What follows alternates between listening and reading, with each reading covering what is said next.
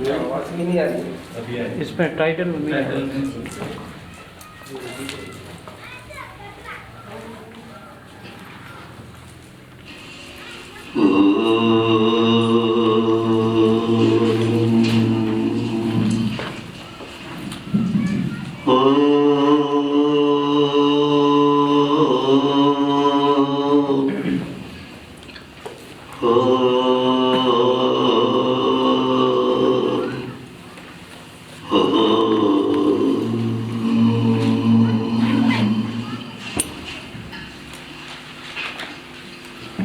नमः शिवाभ्यां नवयौवनाभ्यां परस्पराश्लिष्ट वपुर्धराभ्यां नमः शिवाभ्यां नवयौवनाभ्यां परस्पराश्लिष्टवपुर्धराभ्यां नगेन्द्रकन्या वृषकेतनाभ्यां नमो नमः शङ्करपार्वतीभ्यां नमो नमः शङ्करपार्वतीभ्याम् ॐ नमः शम्भवाय च मयो भवाय च नमः शङ्कराय च मयस्कराय च नमः शिवाय च शिवतराय च ॐ शान्ति शान्ति शान्ति। विद्यापति जी और साधना जी को बहुत बहुत बधाई है।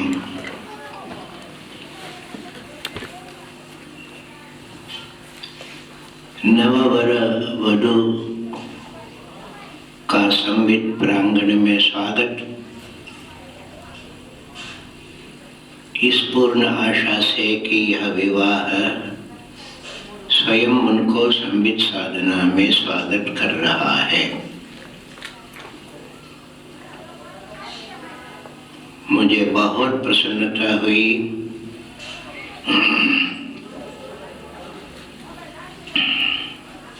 बहुत चिंतित हो रहा था विद्यापति। भगवान ने बहुत जल्दी ही उस चिंता का अंत कर दिया। उससे ज्यादा चिंता मुझे हो रही थी, कहीं ये जाके कबूतरों के चौक में ढूंढने लग गई। जोधपुर वालों से तो मुझे बहुत प्रेम है।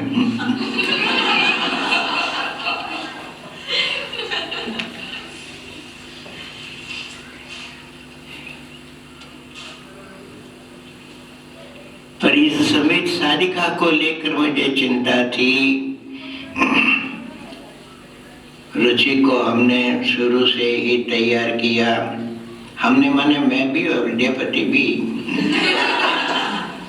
ये दोनों साधक हैं शुरू से ही। तरुण बनने के बाद शादी हुई या पहले हो गई थी?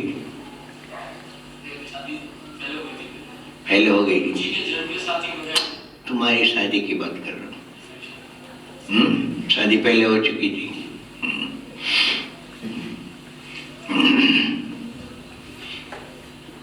संवित परिवार ही है।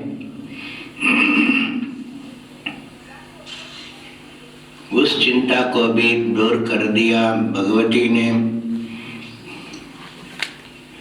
जय को आना कितना उचित है ये तो सुधीर जी ने बता दिया। Thank you for your बोनसन।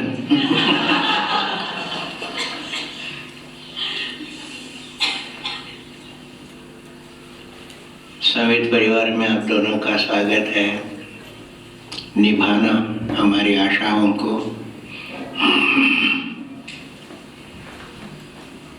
पर धीरे धीरे ठीक हो जाएगी। उसमें ये गुण बहुत ज़्यादा है, तो दोनों तरफ बैलेंस बनाना पड़ता है। पर माँ को छिटका छोड़ सकते, माँ तो माँ ही होती। पत्नी तो पत्नी, वो जीवन भर की, तो उसमें ध्यान रखना पड़ता है, जीवन भर उसको निभाना है।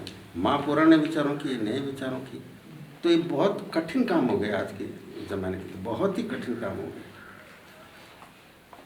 तो अब ये माँ है वो विदुषी होनी चाहिए, इसीलिए कहा कि वानप्रस्थ में चले जाओ उसको।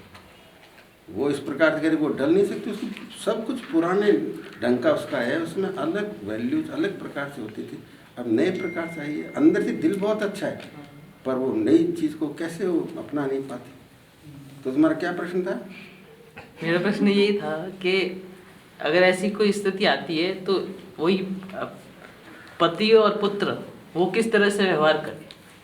कोई ऐसी अगर स्थिति मतलब हाँ, एज ए पति एज ए पुत्र, हाँ एज ए पुत्र, वो एक ही मतलब इंसान है और एज ए पति एज ए, वो संबंध को टूटने नहीं दे। माँ को तीर्थ में लेकर चला जाए, कुछ न कुछ करना पड़ेगा उसको। पर पत्नी का रिलेशन है वो आगे बहुत लंबा चलने वाला है, उसमें कोई दरार नहीं पड़नी चाहिए। तो उसके श्रद्धा उसके प्रति रख के धीरे धीरे करके उसको आगे बढ़े, ब्रेक नहीं होने हो जाते धीरे धीरे, खुद में श्रद्धा चाहिए। अच्छा स्वामी जी, मेरा क्वेश्चन है, जैसे कि हम मेंटेन करना चाहते हैं सास बहू के रिलेशंस, जानते सास भी पूरी नहीं, बहू भी पूरी नहीं है, दोनों कोई बुरे कोई भी नहीं है, पर हालात कभी कभी ऐसे आ जाते हैं कि दोनों मतलब क्या तो हम उसको समझ नहीं पाते या बहू हमको नहीं समझ पाती है, उस सिचुएशन में क्या करें? वही मैंने बताया ना, उसमें माँ को भी कुछ एक्स्ट्रा उसके प्रति आदर प्रेम, उसके अनुकूल चीज़, कोई गहना उसको बना के दे दिया, कुछ उसको दे दिया। अरे कहीं करना पड़ता। पर हम दोनों संबंधों को तोड़ नहीं सकते, तोड़ना नहीं चाहिए, कटुता नहीं आने देना चाहिए। स्वामी जी, सुबह बात हो रही थी आर्ट ऑफ लिसनिंग पर, और अभी बात हो रही है गुण और दोष पर। कई बार ऐसा होता है कि खुद के मूड फ्लक्चुएशंस की वजह से हम सामने वाले को सुनने के बाद भी ढंग से नहीं पहचान पाते कि बोल क्या रहे हैं, समझ क्या रहे हैं, मतलब खुद की गलती की वजह से हम सामने वाले की बात मिस इंटरप्रिटेट कर देते हैं। उस चीज़ को कैसे सुधारें? सामने वाला कौन है?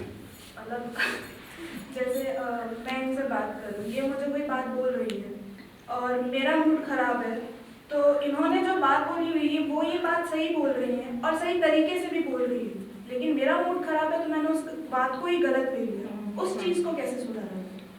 गलत ले लिया तो जब आपका मूड ठीक हो ना, तो फिर उस पर दोबारा विचार करना, तुरंत उस पर रिएक्ट नहीं करना। जो रिएक्ट करने वाली आदत है ये बहुत ही गलत आदत है, तुरंत रिएक्ट कर देते हैं। तो तुरंत रिएक्ट नहीं करना, धीरे धीरे उसको बाद में उस पर विचार करना, मनन करेंगे, मूड ठीक हो जाएगा, तब अपने आप उसका सही अर्थ निकल जाएगा। ये एक तपस्या है, इसलिए गीता में जो शरीर का तप बताया, वाणी का तप बताया, मन का तप बताया, वो तप करना पड़ता है।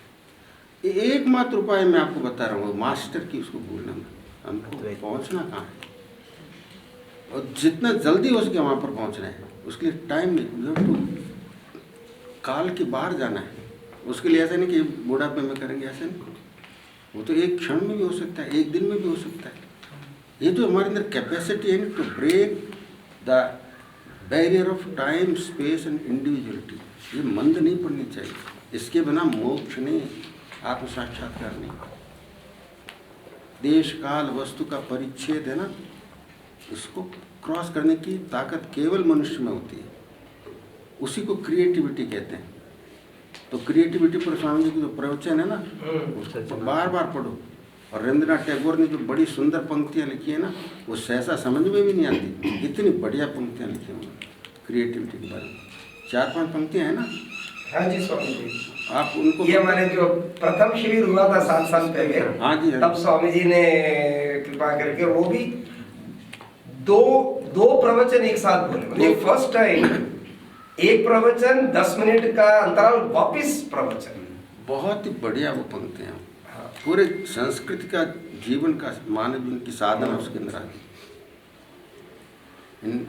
क्या है, स्पिरिट ऑफ एडवेंचर के अंदर सेल्फ रियलाइजेशन, बड़े सुंदर शब्द हैं, रट लेना चाहिए उसको।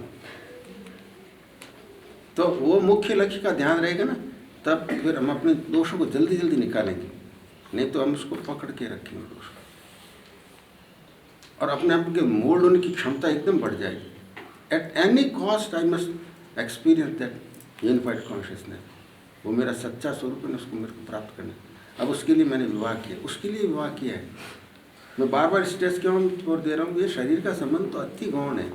कर्तव्य बोध, ऋण बोध, और उसमें भी क्यों ऋण, कैसे ऋण, कितना ऋण, प्रतिदिन कैसे मैं उसको चुकाऊं, जितना जितना ये होगा, और उसके लिए दृष्टि को ठीक किया, और फिर उसके बाद में जोर शोर से उसको करना शुरू किया, तो अपने आप जो अवांछित वेग है वो कम होगा। स्वामी जी, ये आपने जो अभी भी प्रयोग लिया, पहले भी आपने कहा था जीवन के ऋण, तो जीवन के ऋण पे थोड़ा प्रकाश डालिए, और ये विन्यास में किस तरह से हम इस ऋण से मुक्त हो सकते हैं, ऋण को चुका सकते हैं। आप जो कह रहे हैं कि जीवन के ऋण होते हैं, तो जीवन के ऋण क्या होते हैं? देव ऋण, ऋषि ऋण, पितृ ऋण, मनुष्य ऋण और भूत ऋण, 5 ऋण हो गए ना। वो पितृ के साथ मानते आ गए, हम डिफरेंस करते नहीं। पितृ माँ और पिता में हम डिफरेंस करते हैं, उनको एक मान करके चलते हैं, ऐसे भेदभाव नहीं समझ लेना। माता पिता एक यूनिट है, तो पितृ ऋण कहते हैं माता का ऋण, समझ लेना। तो देव ऋण, ऋषि ऋण, पितृ ऋण, मनुष्य ऋण, भूत ऋण। देव ऋण चुकाने के लिए प्रतिदिन देव पूजा। तो देव कौन? तो देव विषय हमारे कॉन्सेप्ट क्लियर होने चाहिए। मैं बार बार इस पर जोर दे रहा हूँ, कॉन्सेप्चुअल क्लैरिटी। देव कौन? कि सारे ब्रह्मांड को चला रहा है, वो देव, जिसने हमारे संचित कर्मों में से लेकर के हमको मनुष्य का जन्म दे दिया है, और ऐसे पवित्र घर में, ऐसे पवित्र धर्म में हमको जन्म दे दिया। तो उसका ऋण कितना है? तो प्रतिदिन आप पूजा करना। माताएं कहते महाराज माला फेरते मन नहीं लगता है, अधिकतर ये शिकायत है, माला फेरते मन नहीं लगता है, इधर उधर भागता है। तो राजस्थानी भाषा में तो माला फेरते हो, कोई क्रियावर करते हो क्या भगवान के ऊपर? क्रियावर करते जानते हो? अच्छा उमा बहन की मालूम, किरावर नहीं कर रहे हो। हाँ, कोई एहसान कर रहे हो क्या? इसका बड़ा गूढ़ अर्थ किसी ने मेरे को बताया। क्रियावर कोई शादी वगैरह में भी कुछ ऐसे उपचार होता हो, कोई एहसान करते हो क्या भगवान के ऊपर? आपका ऋण है, मन लगे या नहीं लगे, आप पूजा करो, माला फेरो, स्तुति करो। तो देव ऋण चुकाने के लिए देव पूजा मस्ट है। जो आके तो क्या की पूजा की जरूरत है, मेरे को मस्ट है। और वो जो विधि है वो अत्यंत अद्भुत है, सुपर साइंटिफिक है, अति कलात्मक है वो हमारी पूजा की विधि, ठीक, अत्यंत साइंटिफिक है। कई मैंने पूजा की आपने, और उस जगह जाकर के आप ऑरा को पहले नापो, पूजा के बाद में नापो, और एकदम से पॉजिटिव हो जाए। इतना प्रभाव है इसका पूजा का। और फिर मंत्र बोला, फिर भाव आ जाए तो कहने के। तो देव ऋण चुकाने के लिए प्रतिदिन एक समय निकाल के देव पूजा करो। और साथ के अंदर ऋषि ऋण, तो ऋषियों ने संस्कृति की स्थापना की, मानसिक सृष्टि हुई, संस्कृति की स्थापना की। मैथुनी सृष्टि बाद में, मानसिक सृष्टि, और ऋषियों ने संस्कृति की स्थापना की। हम ऋषियों के पुत्र हैं।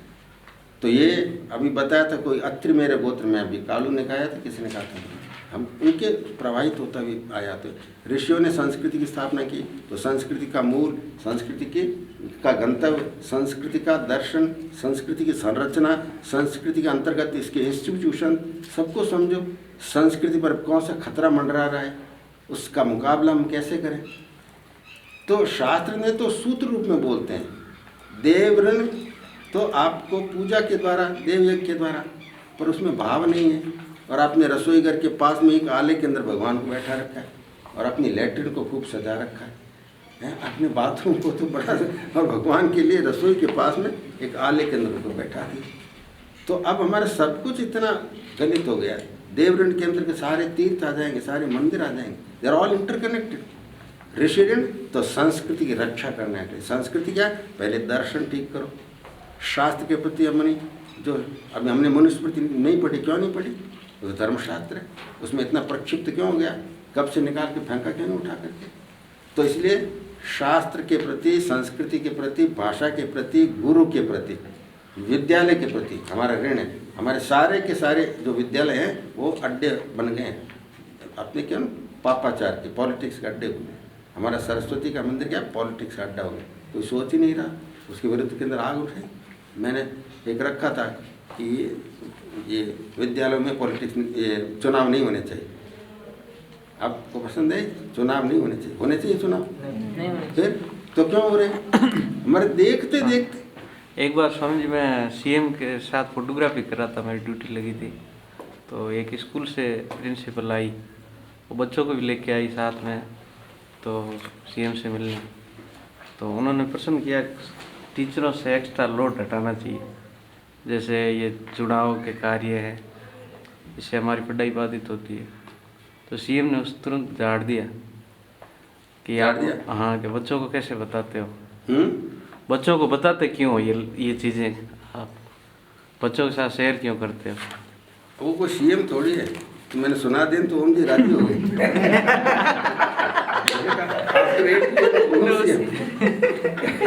ये उनके बारे में प्रसिद्ध है ना, उनके बारे में। वो लोग स्वामी जी सुनना भी नहीं चाहते हैं कि ये आप अरे तो जो चल रहा है, अपना चल दुख होना रहा है। चाहिए। आग यौवन तो बुझा हुआ, का चिंतन कर रहे हैं, हमारे यौवन को खरीद रहे हैं, हम खुद बेच रहे हैं, यौवन को एक्सप्लॉइट कर रहे हैं, जगह जगह गलत जगह पर लगा रहे हैं, हमारे जीवन को नष्ट कर रहे हैं। तो विद्यालय नष्ट हो गए तो फिर क्या बचा? शास्त्र भी समझे, बहुत लोग जानते नहीं है कि क्या क्या शास्त्र हैं, क्या करना चाहिए, क्या ये पढ़ना समझे चाहिए। कितना भयंकर मैकाले का कारखाना, मैकाले का प्लांट, मैकाले की फैक्ट्री, मैकाले का सॉफ्टवेयर अंदर घुसा हुआ है। यहाँ तक कि धर्माचार्य हैं जो इसको पढ़कर निकलते हैं इस विद्या को, उनके अंदर वो घुसा हुआ है। कोई रेयर जो होगा उससे छूट पाता हो, नहीं तो वो भी ऐसी मिली जुली बात करें, हाँ वो विज्ञान भी ठीक है, ये भी ठीक है, क्या ये भी ठीक है, वो ठीक है। स्वामी मैंने वो किताब लिखी है ना, धर्म का एक अंश विज्ञान, जानबूझ कर ये मैंने शीर्ष रखा, धर्म का एक अंश विज्ञान, नहीं तो धर्म और विज्ञान, अध्यात्म और विज्ञान नहीं, धर्म का एक अंश विज्ञान। तो खूब पढ़ना पड़ेगा, खूब स्वामी- समझना पड़ेगा। ये जो लौकिक देवी देवता है या जैसे ये भूतों को पूजा करते हैं, ये उचित है गलत है? ये तो गीता में साफ बताया ना कि तमोगुणी श्रद्धा वाला वो करेगा ही, भूत होते ही हैं, नहीं होते ऐसा मत कहना। ये स्वामी जी एक बार हम लोग आ रहे थे संवित साधक के यहाँ माउंट आबू, तो कई लोग बीच में ये ओम बन्ना का मंदिर है वहाँ रुक गए। ओम बन्ना 25 साल पहले मान लो एक शराबी थे और घर भी छोड़ चुके थे, आज उनका मंदिर बन गया, लोग मानते हैं। स्वामी जी से भी मैंने पूछा था ये, स्वामी जी ने कहा जो भगवान की पूजा करता है उनको ये चीज़ें मानने की जरूरत नहीं। मानने का मतलब नहीं है, हो गई जो है तो उसको मानना ही पड़ेगा। मानने का मतलब वो ही सब कुछ है, भगवान है ही नहीं, ऐसा नहीं। वो हैं, एग्जिस्ट करते हैं, आपको हिट भी करते हैं, नुकसान भी पहुंचा सकते हैं। स्वामी जी मैंने तो ऐसा मैं हमारे घर में वो एक कोई भौमिया जी है, उनकी पूजा करते हैं घर वाले, तो शादी के वक्त वहाँ पूजा करने जाना पड़ता है मंदिर।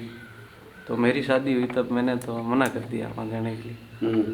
तो मान लो बाकी देवी देवताओं की पूजा में घर वाले परिवार वाले सब साथ में जाते हैं, तो मैंने कहा मैं तो वहाँ तो नहीं लगाने जाऊँगा। तो कई परिवार वाले नाराज हुए कि वहाँ नहीं जाओगे तो बाकी देवताओं के भी हम आपके साथ नहीं चले। मैं कोई बात नहीं, मैं अकेले ही जाकर देख के आ जाऊँगा। तो मुझे तो ऐसा कोई हिंट नहीं हुआ। नहीं, कोई होता है नहीं होता है। अब एक घर के अंदर ये पितर होते हैं ना, वो रखे हुए थे, विस्थापित थे, उनकी वो पूजा भूल गए, उनके लड़के के अंदर एकदम से भयंकर बीमारी आ गई, अचानक बीमारी आ गई उसके अंदर, प्रजनन अंग के अंदर एकदम से स्वेलिंग शुरू हो गई उसके अंदर। पता लगा कि बात क्या है, पता लगा कि वो पूजा मिस कर दी, तो तुरंत जाकर पूजा की, वो ठीक हो। होते हैं स्वामी जी, पर मैंने मम्मी कहती है कि तू छोटा था तब मैंने यार तेरी जात बोली थी कि फिर वो तू बड़ा होगा तब जाएगा अकेला। तो जाने की दिक्कत, आपको परेशानी क्या है, मैं समझ नहीं आता। स्वामी जी पर वो तो भूत है ना। तो भूत है तो क्या हुआ, नमस्कार है भूत को, या आप यज्ञ करते हो तो जाकर चौराहे पर फिर स्वामी जी वो लोग क्या करते हैं कि कई बार अपने से भूल होती है तो फिर वो प्रताड़ित करते हैं अपने को। नहीं, अपने उनका हिस्सा देते हैं कि नहीं, चंडेश्वराय नमः देते हैं, और आपके यज्ञ होता है जाकर चौराहे पर जाकर के हम भैरवाय नमः ईशान पर भैरव को देते हैं, पर हमारा गोल तो वो है ना, केवल उन्हीं को पूजा करते रहोगे तो वो उनका पूजा करो तो उनके लोक में जाओगे, भूतों को करने वाला भूत लोक में जाएगा, पितरों का करने वाले उनके लोक में जाएंगे। मेरे को स्वामी जी से मैंने शाम के भ्रमण में मैं साथ गया था शादी से पहले, तो इस पर चर्चा की थी। स्वामी जी ने कहा आपको वहाँ जाने की जरूरत भी नहीं है, वो परिवार गुरु की वालों शक्ति के काम साथ। कर रही है ना उसमें। आप तो मैं तो समझो, गया ही नहीं। स्वामी जी ने मैंने घर के अंदर, यहाँ माउंट आबू के अंदर ही एक परिवार में, अग्रवाल परिवार में एक लड़की के अंदर उनके पिता बोलते थे तो लोग उसको प्रोत्साहन देना शुरू कर देते हैं, पूछना शुरू कर देते हैं। तो स्वामी जी को स्वामी जी ने मना कर दिया कि नहीं, ऐसा करने की कोई आवश्यकता नहीं, उसकी लड़की ज़िंदगी खराब हो जाएगी। बार बार उससे आप पूछते रहोगे और उसके अंदर वो अपना अड्डा जमा लेगा। तो ठीक है, मना किया। फिर स्वामी जी के ऊपर कमरा आने लेने में जिसमें आप हो ना, उसी कमरे के अंदर कमरा बंद और नीचे से कुंडा लगा लेते थे, ठीक है। तो ऊपर सीढ़ियों पर कोई चढ़ रहा है और स्वामी जी कमरे में सो रहे हैं और कमरे के अंदर कोई अंदर घुसते पूरा कमरे में जैसे कोई बादल आ गया, एकदम ठंडा होना शुरू हो गया। तो मंत्र शुरू कर दिया स्वामी जी, उनके ऊपर से आया और चला गया। तो इसका मतलब उसको रिएक्शन तो हुआ ही था ना। अब स्वामी जी की बात तो स्वामी जी, हर कोई उसको नहीं झेल सके, डरा सकती है उसको डराने के लिए। स्वामी जी ने खुद अपने मुंह से मेरे को बताया। और वो घर भी मैं आपको बता दूँ, यहाँ पर जो बाजार में उनकी दुकान है, आप सब लोग जानते हैं, मंच के ऊपर इनका नाम लिखा हुआ है ना, ये मंच के ऊपर उस परिवार की बात है। और डायरेक्ट मेरे को, मुझे भी घर वालों ने डराया था कि तेरे औलाद नहीं होगी, ऐसे नहीं होगा। मेरे तो स्वामी जी से डाल ही। अच्छा होगा तो अच्छा है ना। अभी वो मैंने किताब दी थी ना आपको, मैंने किताब दी थी, उस किताब के अंदर बताया कि किसी के ऐसे संतान नहीं हो रही थी। वो महात्मा जी के पास में गया कि इस आपके कुल के अंदर कोई है जिसके बिना कोई संतान की, वो मरी हुई, वो आपके बच्चा नहीं होने दी। फिर अमुक उसको मंत्र बताया कि इसका अनुष्ठान करो तो उसके संतान हो। मतलब ये एग्जिस्ट करते हैं, उनकी ऐसे उपेक्षा, उनका अपमान नहीं करना चाहिए, पर उनके होकर के नहीं रह जाना चाहिए। दोनों में फर्क है, दोनों में अंतर है। एक तो अंतर सिर्फ उस अनिल जी, स्वामी जी का कहने का मतलब जो मेरे को ये है, बात मेरे साथ अटकना नहीं है, वहाँ अटकना नहीं, एक्सेप्ट करना है तो है बस। और आप में इष्ट बल है और आपके गण अच्छे, जिसको मारो नहीं कहते हैं ना, गण इसके अच्छे, गण अच्छे होते हैं, मतलब प्रारब्ध खराब होता है, वो अटैक कर देगा। ऐसे कितने ढेरों अपने ओरी जी के परिवार में, बाप रे बाप, स्वामी जी इसमें कमरे में आकर के रह रहे हैं जिस परिवार में श्री विद्या की वहाँ पर देवी विराजमान है पूजा के अंदर, और उनकी लड़की के अंदर वो भूतनी ने अंदर प्रवेश कर लिया। प्रवेश करते ही उसका व्यवहार बदल गया। आज तो मुर्गा क्यों नहीं बनाए, ओके घर में तो प्याज लहसुन नहीं आती, मुर्गी की बात है, मुर्गा क्यों नहीं बनाए? नाना प्रकार से उसने डिस्प्ले करना शुरू कर दिया। अरे ये तो आप जानते हो ना, और उस लड़की को भी जानते हो, काशी का। ऐसा उठपटांग उसका व्यवहार होना शुरू किया, फिर पैरों में दर्द होना शुरू कर दिया। वो खुद होम्योपैथी जानते हैं, ओरी साहब, आप जानते हो ना ओरी साहब को, पूरा पैरों में दर्द होने लगे। स्वाध्याय है ना अत्यंत महत्व, इसी से कॉन्सेप्चुअल क्लैरिटी आती है। ये सारा ऋषि यज्ञ के अंदर। फिर पितृयज्ञ, पितृयज्ञ के अंदर शास्त्र ने कह दिया लड़का होना चाहिए। तो पुरुष प्रधान समाज है, बाहर को लेकर के, बाहर को लेकर है पुरुष प्रधान, उसका नहीं अन्याय नहीं था। लड़का तो जिसके लड़का नहीं हो तो पितृऋण का मतलब एक जेनेटिक फ्लो आ रहा है, उसको शुद्ध करके आगे प्रवाहित करना।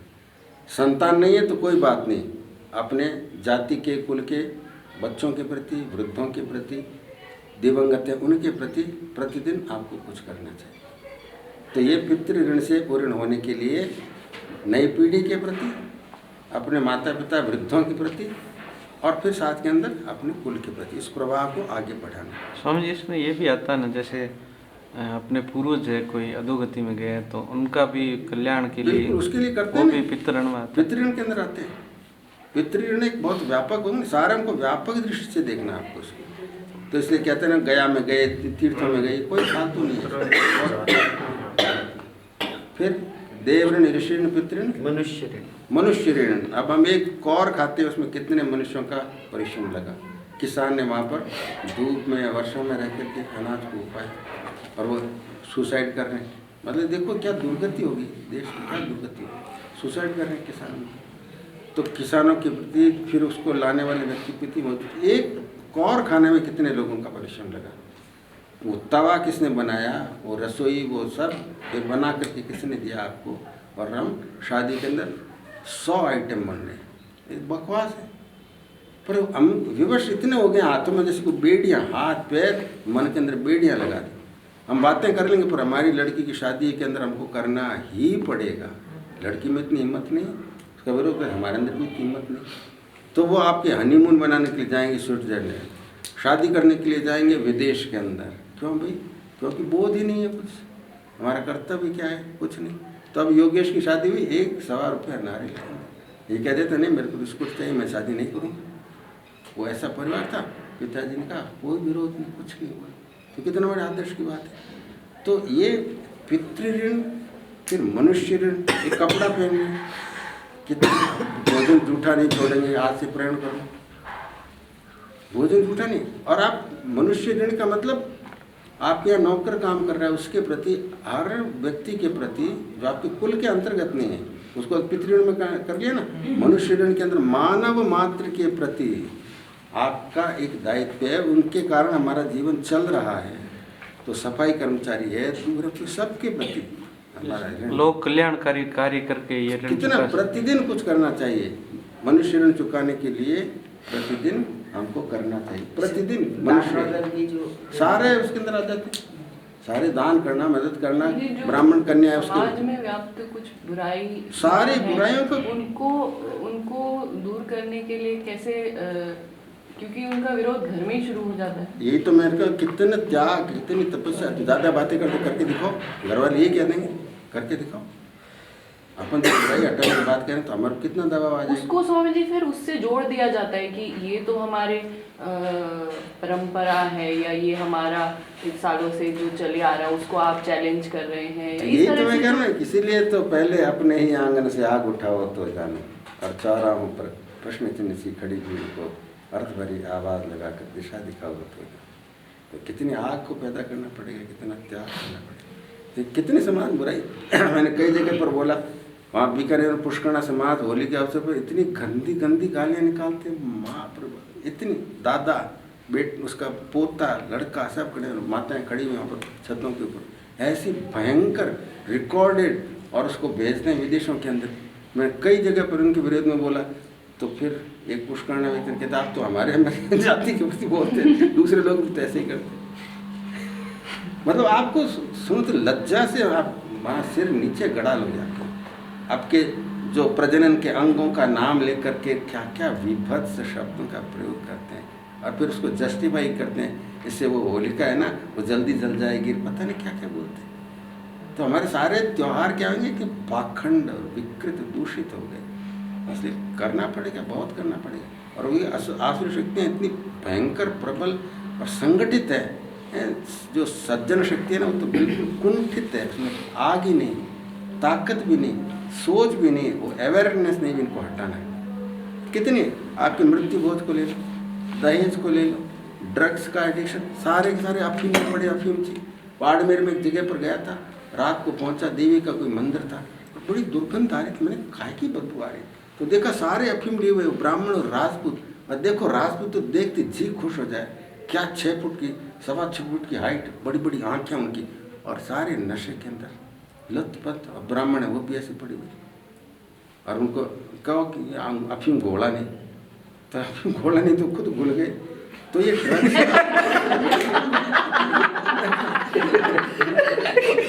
सारी खत्म होता जा रही है, शक्ति खत्म होती है। एक ब्राह्मण निकले, गायत्री का पुरस्कार किया, क्या उसकी आंखों में तेज, ललाट में तेज होता है।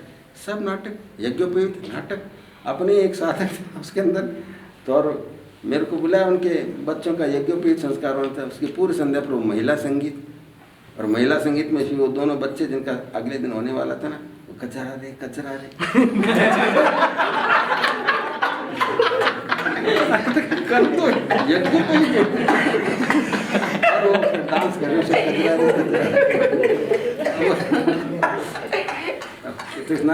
अब फिर जाएगा काशी जाऊंगा पढ़ने के लिए, वहाँ दूर खड़े रहते हैं, काशी जा रहा हूँ पढ़ने के लिए, ऐसे होता है ना। कोई काशी भाई नहीं जाता, कॉन्वेंट पे पढ़ रहा है, कौन आगे उसको पकड़ के चलिए। सारे क्या हो गए, पाखंड हो गए। तो इन सबको दूर करने के लिए पहले बोध को ठीक करें, उसको पहचाने, ये मेरे परिवार में, घर में दोष है, फिर मेरे समाज के अंदर इतने सारे दोष हैं। हाँ जी, यज्ञोपवीत का क्या सिग्निफिकेंस, मतलब वैसे तो जब ब्रह्मचर्य आश्रम में विद्या ब्रह्म के लिए वो करते थे, लेकिन उसका पीछे मतलब क्या रीजन क्या? इसके पीछे है ना कि यहाँ पर कोई नर्व्स हैं, उसके ऊपर चढ़ा देते हैं ना, तो वो आपके गंदगी को निकालने में मदद करती है, इसलिए लघु शंका के लिए उस कान को ऊपर चढ़ा देते। तो अब ये अपन को मालूम नहीं, पर फिर आकर विदेशी लोग बताएंगे गजानन जी को मालूम है, यहाँ पर वो छेद कर देते हैं, इसको दबा देते हैं।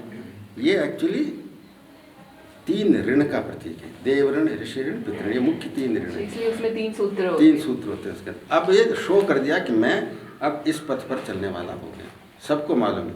ये समाज को बांटने के लिए नहीं था, पर वो बांटने का कारण हो गया। इसलिए जब नानक जी 6 साल के थे, उनका यज्ञोपवीत होने लगा कि यज्ञोपवीत क्या होता है, कि नहीं तो तुम शूद्र रहोगे, तब फिर उन्होंने इसका विरोध किया, अपना यज्ञोपवीत नहीं कर रहा है। फिर उन्होंने 3 धागों के लिए दया, प्रेम, ऐसे कुछ बताया, यही 3 धागे हैं। तो यज्ञोपवीत माना एक ऐसी परंपरा है जिसके द्वारा हम अपने जीवन का ऊंचाई की तरफ ले। मैं गायत्री को अपना लिया, गायत्री माँ, वो संध्या करेगा, त्रिकाल संध्या करेगा, गायत्री मंत्र का जप करेगा, ये यज्ञोपवीत का तात्पर्य। दोहरा तो उसका शो करना है, बताने के लिए आते ना।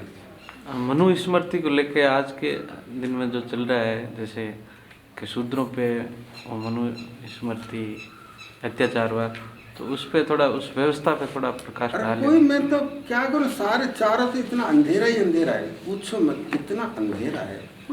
अरे ब्रह्म सूत्र में लिखा हुआ कि वेद मंत्र शूद्र के कान में चला जाए तो उसमें पिघला हुआ जो शीशा है उनके कान में डाल देना चाहिए।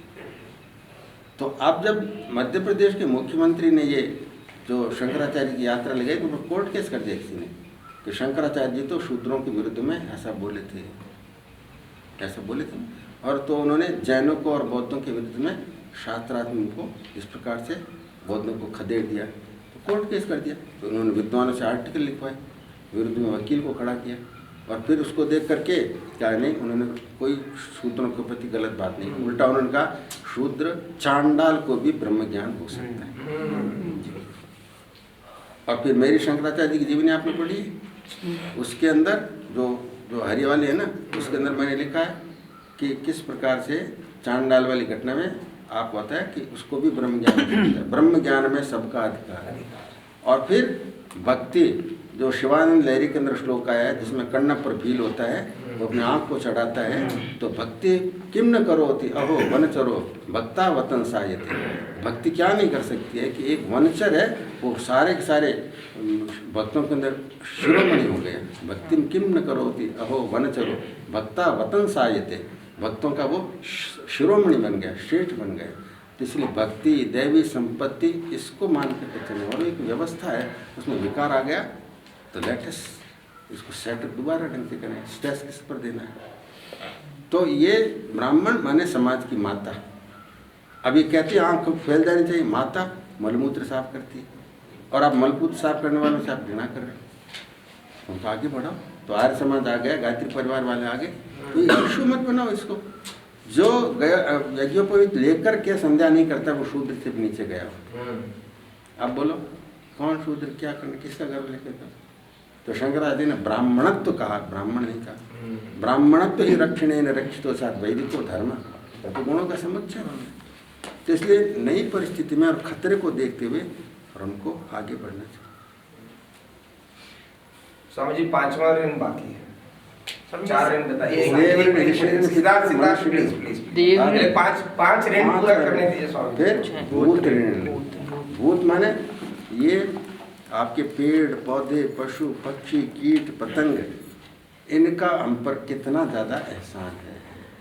ठीक है ना, कैंचुए को ले लो, भंवरे को ले लो, तितली को ले लो, गुबरेले को ले लो, बिल्ली को ले लो, चूहे को ले लो, सांप को ले लो, गाय, ये तो है ही सब। और कितने पेड़ों का, तो प्रतिदिन माताएं जो कीड़ी नगरा सींचते हैं, कीड़े लेते हैं, तो आप चींटियों को देते हैं ना, आटा डालते हैं, कभी आटा दो, कभी नारियल और चीनी मिला करके दो, कभी इच्छा हो तो उनको बूंदी खाने की इच्छा हो जाती है, उनको बूंदी खिलाओ। चींटियों की बूंदी खाने की इच्छा होती है ना, हाँ, मीठा ज़्यादा पसंद है। मीठा ज़्यादा पसंद है वो चींटी। भाव नहीं है ना, वो फेंकते थोड़ी है, आदरपूर्वक देते। तो आदरपूर्वक दो तो भाव। हाँ, चींटी के रूप में वो विराट चेतना है ना, वही चींटी के रूप में, तो उनको दो। डालना नहीं, आपने थोड़ा सा गुड़ का टुकड़ा डालते ही चींटी नहीं होते, खट से पहुंच जाती, इनकी इतनी घ्राण शक्ति इतनी ज़्यादा होती है। तो सारे प्राणियों के प्रति देना था। जेरे मेरे कुत्तड़ी भी आई है, किसी को याद है? आपकी तरफ नहीं बोलते होंगे, अभी पुरानी बात होगी। ये बीकानेर में तो ये प्रचलन है कि मोहल्ले में जब कोई कुतिया बच्चे देती थी तो मोहल्ले के जो बच्चे थे ना, जो कोई अपने कच्छा पहना हुआ, कोई हाफ पैंट पहना हुआ,